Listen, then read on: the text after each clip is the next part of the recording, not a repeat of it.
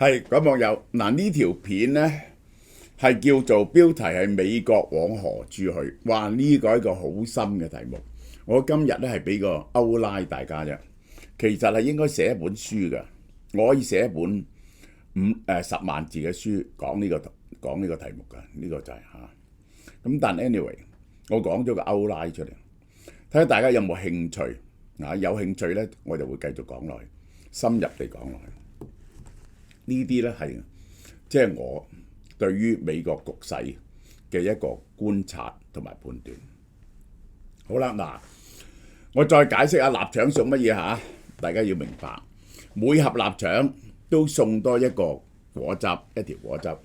每買2盒臘腸呢，你就可以揀送個托，或者送一個去骨無皮嘅400 gram 嘅雞髀肉，愛嚟俾你煲臘腸飯嘅。然後呢，就每3盒呢，買3盒呢，就送多1盒臘腸。然後呢，就送多2樣嘢俾你，就一條呢一個頸巾啦。呢個就係我攞咗嚟，我真係好中意嗰條頸巾。咁就另外仲有呢個600毫升嘅呢一個百依百順擺落去嗰個洗衣機嘅除菌劑，呢個有排用噶啦。呢個就係嚇。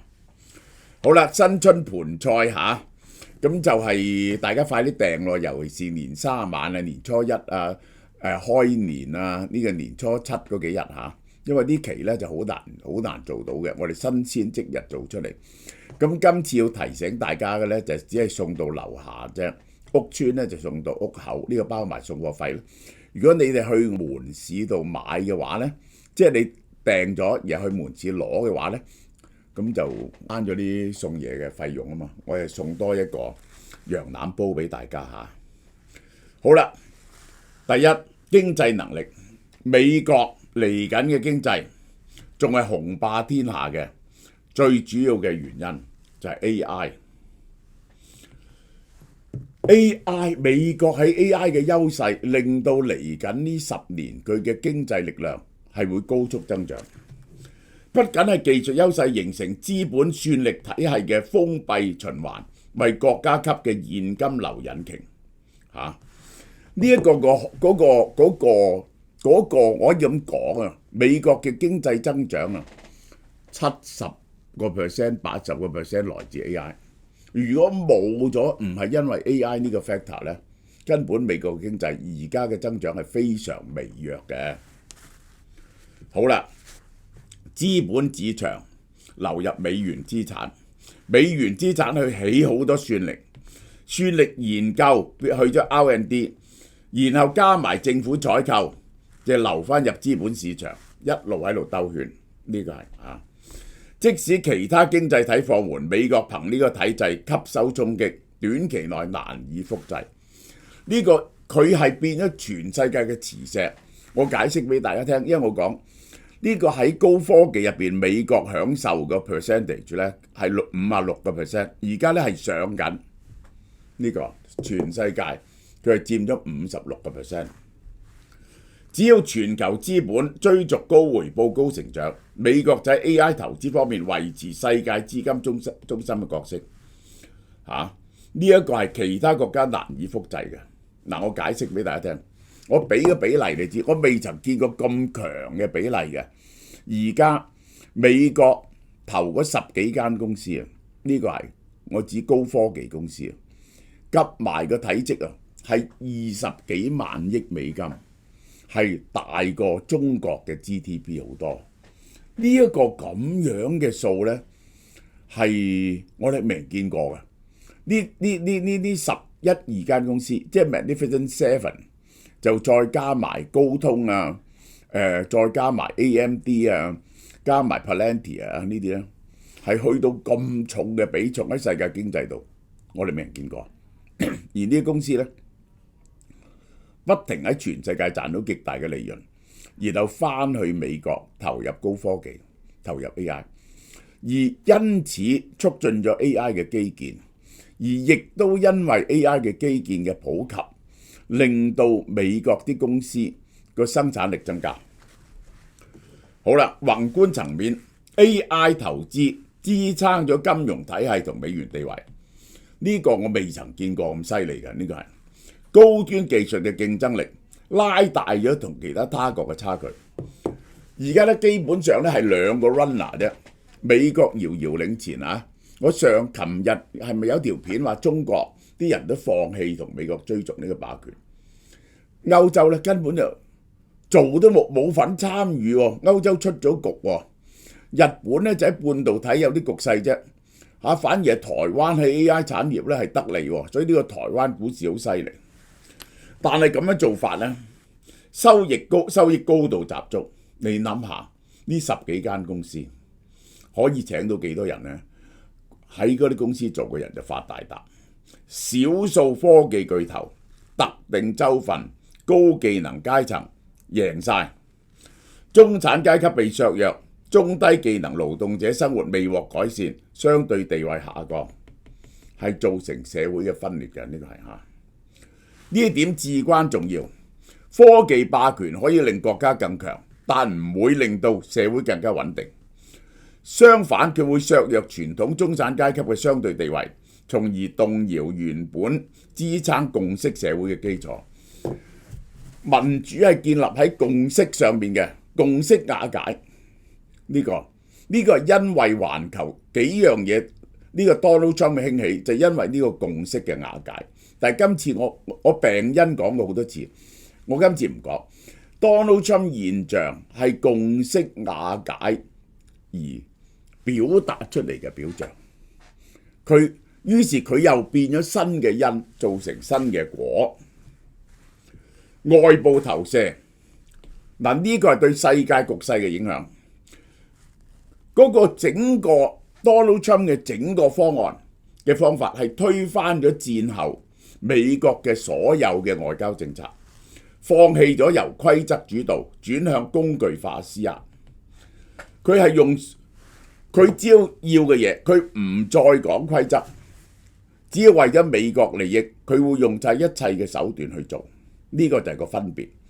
以前呢，美國政府就認為呢，維護世界規則就係美國最大嘅利益。而家呢，佢打破咗呢樣嘢，佢唔相信呢樣嘢，直接爭取自己嘅最佳利益。係唔理呢個原本世界所有嘅規則，唔再 defend 嘅規則，反而成為世界規則嘅破壞者。美國告別戰後以多邊機制為核心嘅模式，美國整個機制就係咁，佢就係美國為主，聯合咗歐洲、日本呢啲國家一齊去維護世界規則。有一段時期咧，就係蘇聯同佢對抗啦，咁但係咧，大家都會依某種規則入邊玩嘅。呢個其實係到咗蘇聯瓦解之後咧，美國就統治晒呢套規則。而家唔係，佢覺得喺呢個規則入邊咧，中國爬緊上嚟，於是佢翻轉頭咧，只係顧自己，而咧就唔再遵守呢套規則啦。而係用高度工具化嘅策略嚟到達到美國嘅利益，呢個赤裸裸嘅美國利益係短期嘅利益。呢啲手段被美國視為可以隨時動用嘅談判槓桿，而唔係必須克制使用嘅最後手段，隨時都攞出嚟用。關稅制裁、軍事威懾、金融管道、科技制裁，呢啲做法咧，短期內真係有效㗎。嗰個外交決策制度成本減低咗，提高咗施壓程度，所有人都怕咗美國嘅，強化咗談判中嘅不對稱嘅優勢，因為你美國係掌握咗世界嘅經濟金融嘅霸權，而最緊要係掌握咗軍事霸權。呢個俄國唔好講啦，已經係變咗個4流嘅國家。俄國、中國亦都冇能力作出呢個同樣嘅軍事投射，即係舉個例，呢個美國要捉馬杜羅，中國冇辦法投射嘅軍隊去保護馬杜羅。如果美國要打伊朗，中國冇辦法去保護伊朗，因為個軍力投射唔到出嚟。喺權力政治嘅邏輯之下咧，呢個理性而殘酷嘅策略，短期嚟講係人都驚咗你喎。而家 Donald Trump 發落就所有人都驚咗你。問題係呢種策略咧係有隱性嘅成本嘅。當主權、貿易同安全被反覆綁定，而且商品化，你完全赤裸裸地為自己呢啲利益服務，所有人都唔理嘅話咧，你啲盟友對你嘅信任就一路降低。國際政治唔係一致性嘅交易，如果一致性嘅交易咧，你係啱，佢係重複博弈嚟嘅。博弈論嚟講，當其他開始將美國不可預測視為既定嘅前提，佢哋就會設立一套對沖嘅機制。你隨時會咁噶，我哋咧就互相做多啲生意，以免美國我哋又建立多啲國防，我嚟美國恰我嗰時咧冇咁容易恰。喂，變咗個咁嘅社會。包括咗防務自主、供應鏈多元化、金融同科技替代，佢哋變咗一套，佢哋就退而自保。表面短期內我哋扼殺，長期佢哋就諗下點樣去頂住美國，等你唔可以為所欲為。隱性成本極高嚇，短期效率同長期信任嗱，呢啲咧係要寫本書㗎。我呢啲 insight 其實係。短期效應繞過繁瑣嘅多邊協商，快速施壓，制度磨損，國際政治變咗一致性嘅交易，而唔係重複博弈。即係你唔諗後邊點嘅。譬如你蝦咗加拿大，而家加拿大走咗去美國，咁點呢？走咗去中國，盟友被迫重新計算對抗美國嘅代價，於是唔敢同美國對抗，唔敢硬性同美國對抗，因為你會打橫嚟嘅。盟友開始建立防務自主，但佢哋建立自己嘅國防軍喎，慢慢就唔驚你。同埋供應鏈備份，佢呢以前話叫中國加一啦，而家唔係喎，變咗美國加一，係可以唔使靠美國。槓桿化將主權同貿易綁定，即時達到目標。折舊不可預測成為前提呢，美國嘅領導信譽就係系統性侵蝕。其實美國即係能夠服人之口，以力服人，不能服人之心。佢哋暗中同你作對。未來每一次動員同盟，美國就要付出更高嘅政治同經濟成本。你氹人幫你呢，就更加難。我舉個例嚟講，呢個最好嘅例子就係，自從呢個1812年、1860幾年呢個美國內戰之後呢，美國每次對外戰爭，加拿大都企喺佢旁邊嘅。係唔理你啱唔啱，嗰陣時第二次打伊拉克就係咁咯，打阿富汗就係咁咯。而家你估你仲有冇加拿大呢？呢個係內部嘅穩定啦。嗱，真正嘅問題呢，Donald Trump嘅做法係共識體制嘅瓦解，民主制度由化解矛盾變咗邊個話事就可以為所欲為。規則被視為可以繞過嘅障礙，可以唔使理啲規則，而唔係共同遵守嘅底線。政策嘅不穩定上升，治理結構性下降。嗱，結果係點呢？你要知道民主制度嘅本質唔係在於邊個執政，係大家可以輪流執政，但係所有力量都遵守同一套規則。喺美國嚟講，就係美國憲法同美國立國嘅精神，法治嘅精神。民主本身係點呢？係愛嚟調解衝突嘅機制，即係大家意見唔同嗰時，咁點話事呢？而點樣你係輸咗之後，你都會服從呢？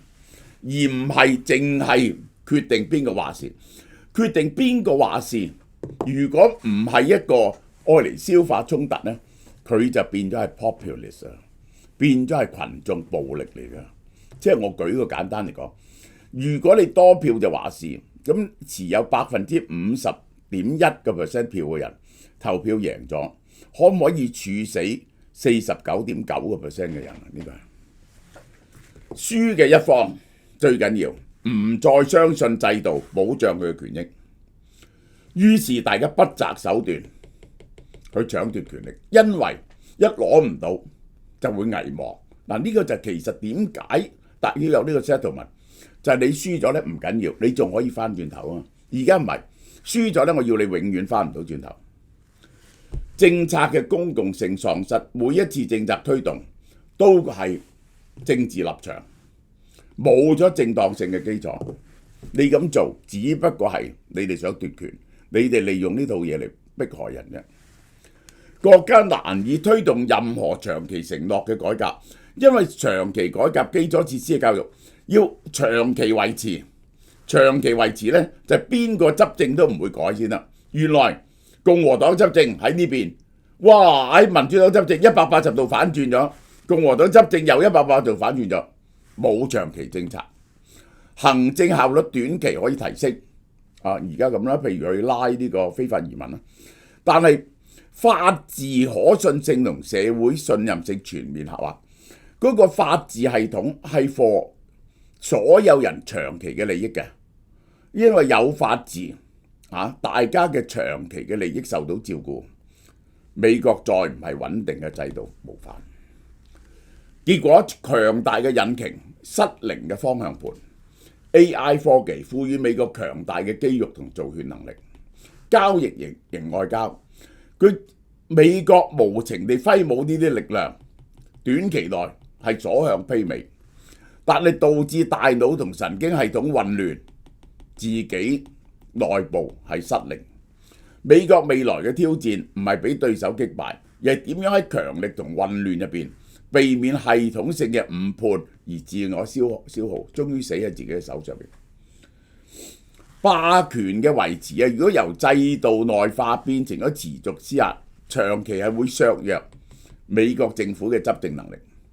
美國其中一樣嘢啫，呢個我係舉一個例，呢個 Donald Trump 呢種嘅仇外情緒排除呢個，佢本來話排除非法移民咧，而家連合法移民都排除晒。75個國家唔處理移民喎，呢個係令你非常之驚訝喎。呢有75個國家包括咗好多係同美國 friendly 嘅國家，包括泰國而家都唔可以移民去美國。美國歷史上最核心嘅競爭選優勢，從來唔係人口數量或者自然界嘅資源嘅資源，係一套吸收全球精英嘅制度。最頂尖嘅科學家、工程師、創業者、研究人才，所以願意落腳美國，係因為佢開放性、法治有機會俾你。你以為移民係解決勞動力短缺，其實係次要嘅，將來自動化或者補貼可以緩解嘅。真正危機係人才嘅持級失效、戰略性損害，結果路徑依循，好難逆轉，動搖咗美國霸業嘅根基。我舉個例，你就會明白。即係 Julius Caesar 話 Rome is great not in what it takes but in what it gives。美國嘅強大係乜嘢啊？喂，呢一個 Steve Jobs 嘅爸爸係 Syrian 嚟㗎，係伊拉克人嚟㗎，呢個係敍利亞人，係敍利亞人嚟㗎。佢爸爸已經係移民嚟㗎啦。Elon Musk 係移民嚟㗎，黃仁勳係移民嚟㗎，蘇子峰係移民嚟㗎。呢啲人全部係移民嚟㗎。如果咁樣排斥移民印度移民有幾多係喺科技公司係做咗極高層，對美國經濟作出貢獻？中華裔移民同埋其他嘅移民喺科技同埋商業領域係為美國作出咗幾多嘅貢獻？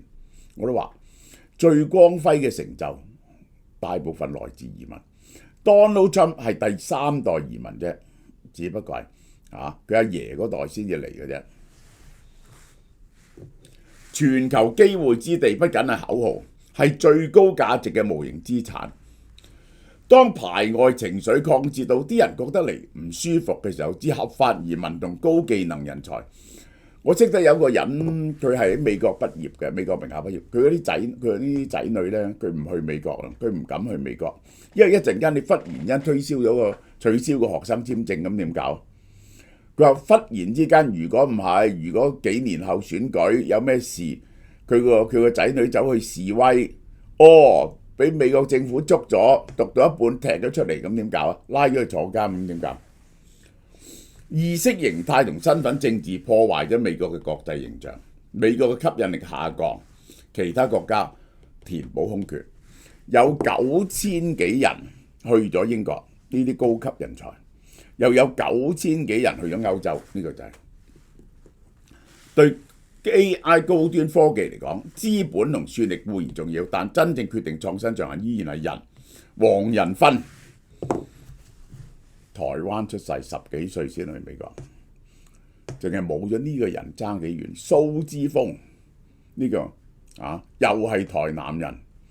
陳立武呢個陳乜嘢？另外嗰個呢個博通所有晶片嘅領導人，呢個 Intel 陳立武全部都係台灣人，都係華裔。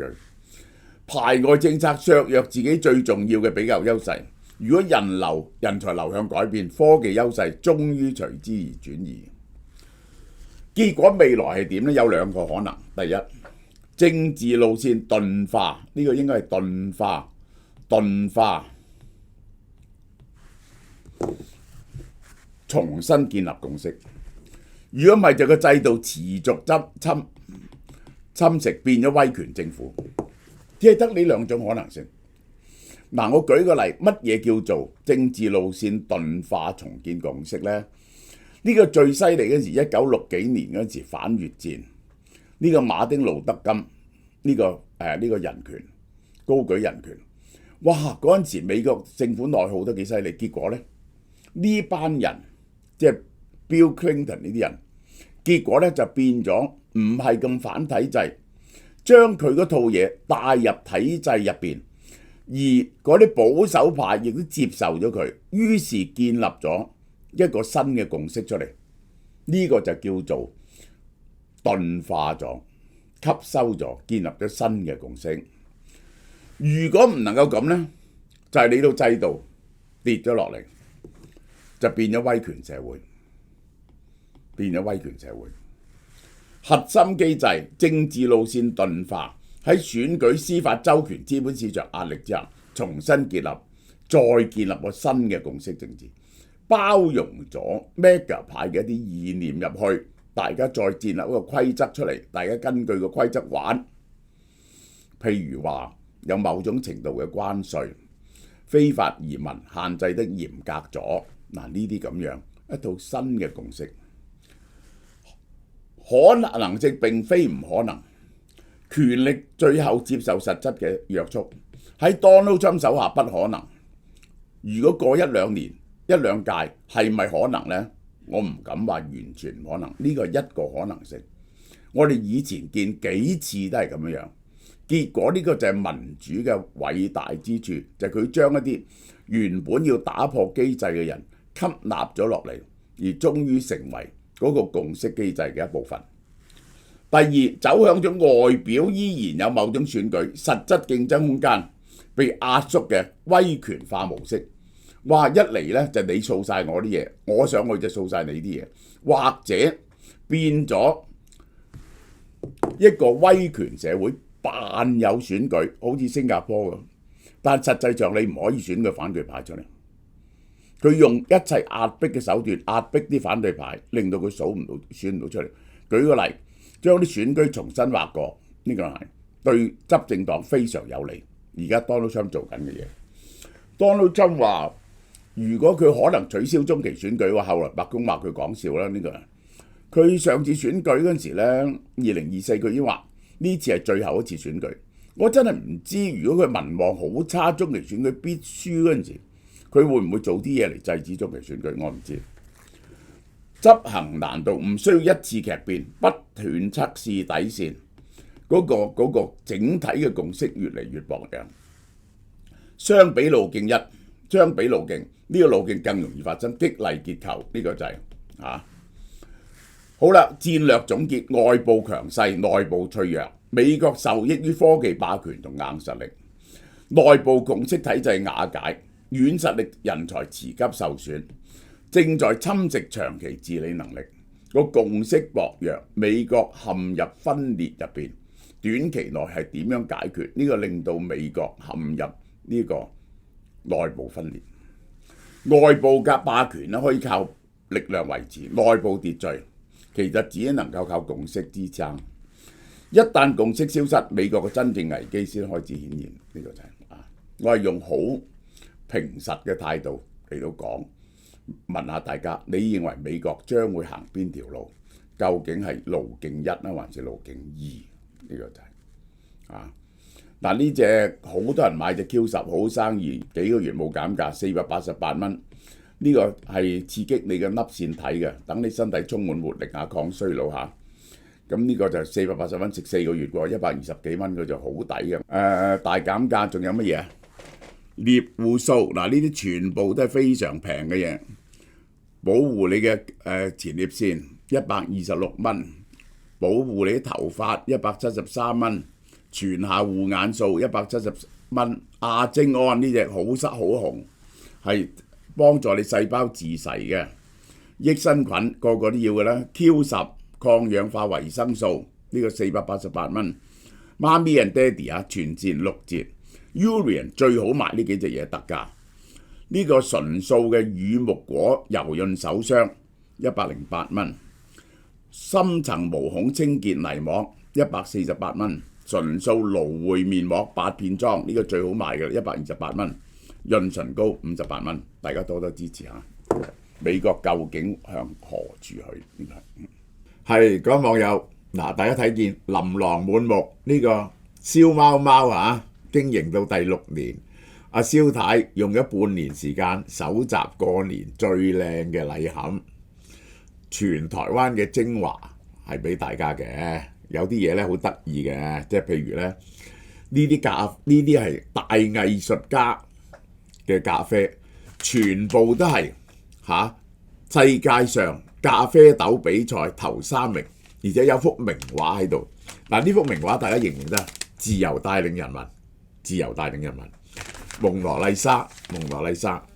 咁呢個烏魚子啦，又出翻一口烏魚子啦。仲有我發現呢個好食嘅喎，烏魚子餅乾喎，呢個係烏魚子夾心餅乾，好好食。